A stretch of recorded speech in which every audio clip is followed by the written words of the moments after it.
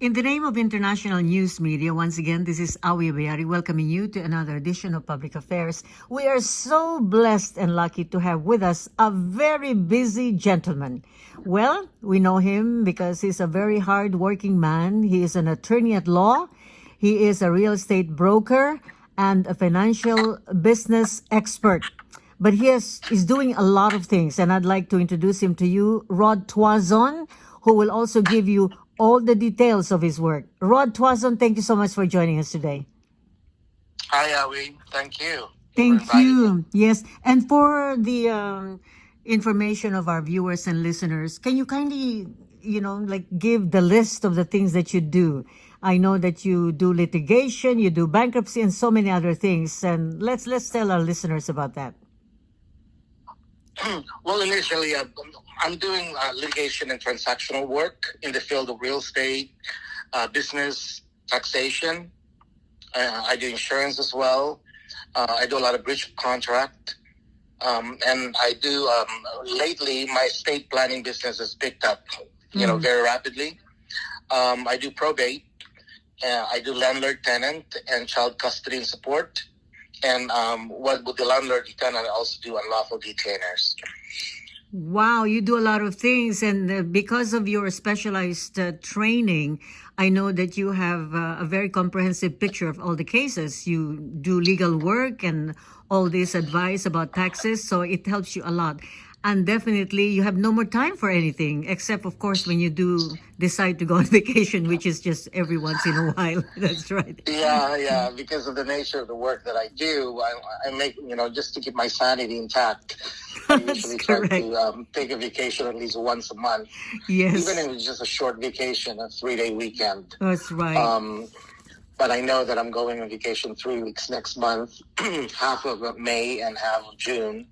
So it's been a very, very busy month for me because everybody wants to take care of their business before I leave. Right. And we're so thankful that you're giving the time to our program. Now, let's start with taxes because it's tax season.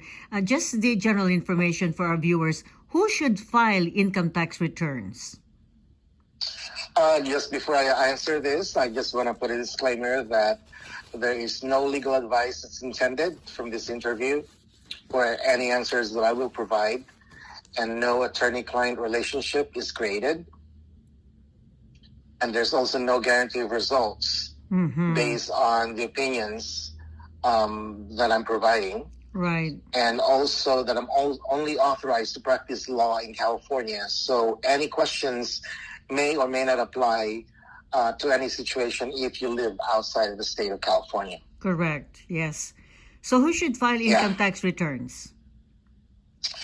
Well, in 2021, this year, if you meet the single status tax filing requirements and you are under 65, you must file if your federal gross income, that's federal gross income, was $12,550 or more. Mm-hmm. And so what are the important... Yes, sorry.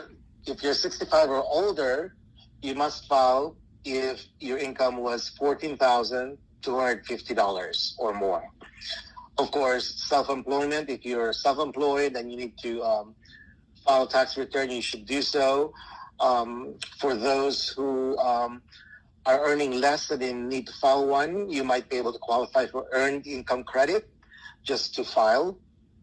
And also, you are taxed on on the worldwide income, meaning it does not matter where you earn the wages. You are required, if you are a U.S. citizen, to file taxes in the U.S. Would you like to share with our viewers about the new tax returns rulings? Any things that are new this year? There's not really any glaring new rulings other than the fact that we are still following the 2007 Tax and Job Cuts Act, which a lot of those provisions are going to sunset soon, mostly in 2025. So I don't see any new ruling that really would affect drastically, other than the fact that some are are expiring, pretty soon because of the temporary rules that were put in place for the Tax Job Cut Acts in 2007.